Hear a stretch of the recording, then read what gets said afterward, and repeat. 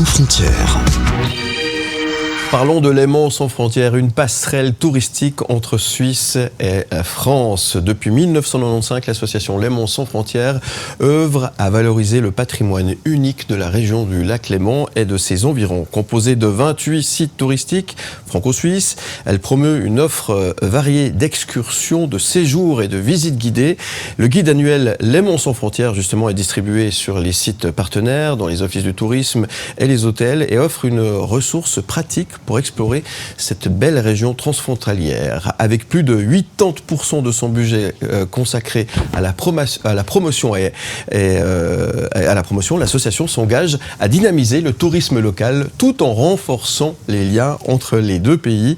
Dirigé par un comité mixte franco-suisse et une présidence alternée, Léman sans frontières incarne une collaboration exemplaire au service du patrimoine, invitant locaux et visiteurs à découvrir les multiples trésors naturels et culturels du Léman. Pour en parler beaucoup mieux que moi, je reçois ce matin Frédéric Delachaux, secrétaire général. Bonjour Frédéric. Bonjour Philippe, merci de l'invitation. Merci d'être là. Je ne sais pas si les chiffres que j'ai donnés sont toujours d'actualité. Il y a même un peu plus, je crois. Il y a un peu plus, effectivement. Alors, globalement, on a une trentaine de sites engagés, mais qui représentent aussi plusieurs activités touristiques en même temps. Grosso modo, on a une quarantaine, si on prend vraiment les activités pures. Ouais. Et le reste est tout à fait juste, et c'est un beau succès depuis maintenant 30 ans. Et c'est une belle collaboration entre la France et la Suisse, c'est une belle collaboration franco-suisse. Ça, c'est très bien, c'est toute une région qui est valorisée. C'est toute une région qui est valorisée, c'est un trait d'union, je dirais, aussi entre nos clientèles. Ce qu'on a constaté, et c'est ce qui fait aussi le ciment de Léman sans frontières, c'est qu'on a des membres qui ont des clientèles qui sont similaires, donc on les partage, on travaille ensemble. Et le but, comme tu l'as évoqué, c'est le guide. On partage en fait cette entité qui nous permet à 300 000 exemplaires de distribuer et de vendre finalement nos différents produits. Ouais, l'union fait la force, c'est un peu ça l'idée ? Alors c'est clairement le motto de Léman sans frontières, et l'union fait la force et le réseau fait la force, parce que au-delà de l'union, c'est aussi un réseau, c'est aussi des échanges qu'on a tout au long de l'année avec nos partenaires qui nous permettent de nous enrichir et d'être meilleurs. Alors quels sont les principaux atouts touristiques de cette belle région dans laquelle nous vivons ? Alors, il y en a tellement. Ça, c'est un piège, cette question, parce que la région du Léman, elle regroupe effectivement des sites touristiques tout autour qui sont extrêmement variés. Je crois que c'est un des éléments, la richesse, en fait, des activités qu'on propose.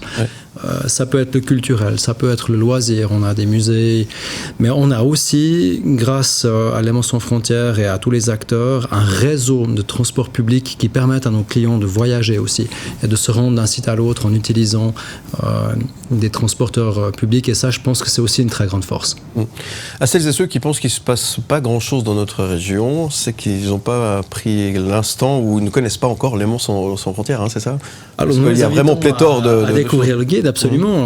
On a la chance d'avoir des sites variés, que ça soit au bord du lac ou dans les montagnes proches, et ça veut dire aussi qu'on a tout au long de l'année des activités, des animations, des manifestations qui sont mises en valeur aussi par l'association et par nos membres. Et moi, je suis estomaqué de voir tout au long de l'année tout ce qui se passe dans notre belle région. Alors, quels sont les défis actuels pour promouvoir le tourisme transfrontalier ? Un des défis principaux, je dirais, alors la mobilité, on l'a évoqué avant, il faut que les gens puissent se déplacer aussi facilement entre les différents sites, ça c'est un défi. Mais de travailler ensemble, d'avoir aussi des passerelles communes, c'est très important. Ça a été évoqué, on met quasiment plus de 80% de notre budget pour la promotion touristique. Et ce qu'on essaye, c'est de cibler aussi les bonnes clientèles. Donc on a des sites qui sont variés. Et puis avec le guide, avec le travail sur les réseaux sociaux, sur le site internet, eh bien, on essaye de se rapprocher le plus près possible de nos clients potentiels, et puis de les faire voyager finalement autour de Léman pour qu'ils puissent profiter d'une journée sur le sol français, de prendre le bateau, de venir en Suisse et inversement. Donc on essaie vraiment de travailler là-dessus. Donc c'est un bel outil de promotion touristique, tout simplement. Est-ce que ça suffit pour attirer finalement la clientèle étrangère ? Alors, on a beaucoup de chance de travailler en complémentarité avec les offices du tourisme, avec les différents partenaires, et c'est vrai que chaque partenaire qui fait la promotion de son site ou du guide Léman sans frontières travaille pour les autres aussi. Et ça, c'est une grande force, on en parlait avant. Bien sûr, le guide à lui-même ne suffit pas, c'est le travail tout au long de l'année des sites qui fait qu'on arrive à développer nos activités. Alors c'est pour les touristes, mais c'est aussi pour toutes celles et ceux qui habitent dans la région, qui veulent découvrir ou redécouvrir toute cette région lémanique, finalement. Absolument, le guide est disponible dans les offices du tourisme, il est disponible chez tous les partenaires et on le distribue aussi tout au long de l'année. Et puis un des points qui est essentiel, je parlais du réseautage avant, on a la chance pour tous les collaborateurs aussi des offices du tourisme qui sont partenaires, des membres, de pouvoir aussi s'échanger des informations. Et ça c'est très important parce que quand on va dans un office du tourisme, on nous conseille une région, on nous conseille un produit et le fait de pouvoir aussi s'appuyer sur un guide, eh bien, c'est une très grande plus-value. Et ce qui apporte aussi un impact positif sur l'économie locale, et bien évidemment. C'est un des éléments, on essaye de faire tourner les clientèles, de pouvoir aussi travailler sur une économie plus circulaire, bien sûr. Ouais. Les projets pour Léman sans frontières, c'est de grandir encore, de proposer d'autres choses par la suite? Alors aujourd'hui, on est à une trentaine de sites officiels, et puis c'est un bon nombre, parce que ça nous permet aussi de garder une structure, je dirais, qui est relativement limitée, qui est adéquate, et qui est optimisée. Si on augmente aussi de manière trop importante l'association, après, ça a aussi d'autres contraintes. Et puis, ce qu'on aimerait, c'est pouvoir injecter au maximum des moyens pour la promotion. Et à 30-35 sites, c'est parfait.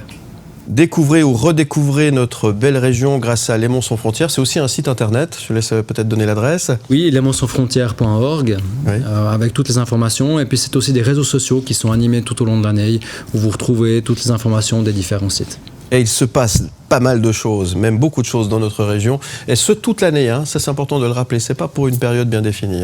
C'est toute l'année et c'est aussi une des forces de Léman sans frontières. On est sur un tourisme 4 saisons, on a la chance d'avoir des activités sur l'hiver, le printemps, l'été, l'automne et des activités très variées. Donc n'hésitez pas à aller visiter notre site internet et puis suivre nos activités. Merci Frédéric Delachaux. Merci à vous et bonne suite. Et à très bientôt et vive cette belle région. À très vite. Où tu veux. Comme